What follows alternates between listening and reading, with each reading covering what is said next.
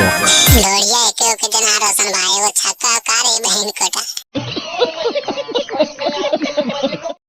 पहन के काना वाले 300 के माल के निकले के आगे भी हो रोशन भाई बहन कोटी पटना के चना पर फिर मिल रहा कार बहन कोटा लगा के उठा लाले 150 वाली के ले लिए बहन कोटा तो राइट से माला नरिया कन्हैया कहाँ से मिल जाओ रे होट लाली लगा के कोची करल कर लो आगे बताए नौकर बाद ले लियो गनिया पार देखे करम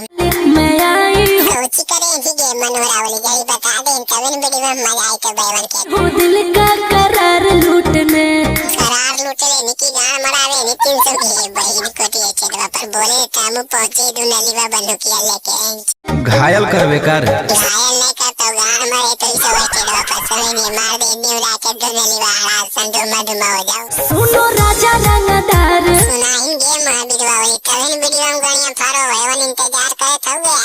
हटाओ हथियार हथियारवा कैसे हटे तगे ओए हथियारवा तो घुस तो बहन कोटा धुमा धुमा कर तो लाने माने गया मैं आई हूँ यूपी बिहार लूटने बिहार सरकार गाड़ियां फाड़ देतोगे मनोहरा वाली पलटू चाचा उलट पलट के मार तो निवरा झुका के घावगा फाड़ देतोगे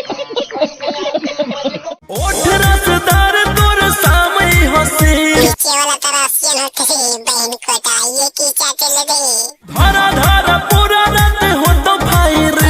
की बहन कोटा के बनल माहौल बिगाड़े वाली बहन के महावीर वाला डांस करे देन मजा लेवे देन पब्लिक के ले दे बहन कोटा गाड़ियां बाजा कर दे तो बे साले तभी मेरे माफ करना गुस्से में इधर उधर निकल जा काका तू चिंगारी भीरी आगिन जैसन गे रोशन भाई सन का सिनेमा हमरा बोलावल करिया यार मजा आज तो डायरेक्ट खोप दो बहन कोटा ऐसे सीन के आज बनावे ही रे घोड़ी उठा के नाचे नागिन जैसन गे घाघरे उठा के नहीं नाचेगी मैं तो अष्टदेव बहन को तो मनोहरा पहन ले तो देख लेंगे पोमियाला दुनली में मार तो बहन के जाम कर देता धुमा धुमा जी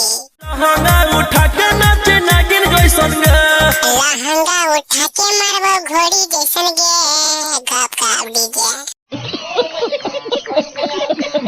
हाँ भाई तो चैनल सब्सक्राइब कर ले बटन पे क्लिक करिए ठीक है इसने वीडियो लेते ले सबसे पहले तो रे पॉइंट ऑल बटन में क्लिक कर ले भैया प्यार देते आगे बढ़ते रहे।